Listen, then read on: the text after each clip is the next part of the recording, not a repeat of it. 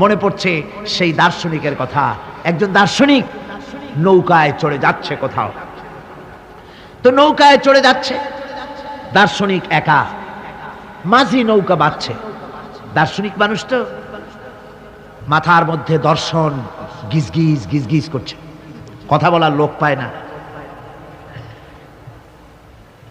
এখন মাঝির সাথেই কথা বলার সিদ্ধান্ত নিল। শেষ পর্যন্ত বলল, রে মাঝি, কত বছর নৌকা চালাও? তা তো বহুত বছর, জীবনটাই কাটাই দিলাম। তা ভূগোল চেনো? ভূগোল কখনো দেখেছো? কই যে না, ভূগোল আমি দেখবো কোথাতে, আমি হলাম গরিব মানুষ, এগুলি ধনীদের কাম, তারা হয়তো খায়টায়, আমি ভূগোল দেখিও নাই খাইও নাই। বলে আশ্চর্য কথা, ভূগোল মানুষে খায় নাকি? জীবনটা তো সারা নেই, নষ্ট করে ফেলাইছে। মাঝি দাঁতগুলো বাইর করে দিয়ে বলতেছে, স্যার হইতেও পারে।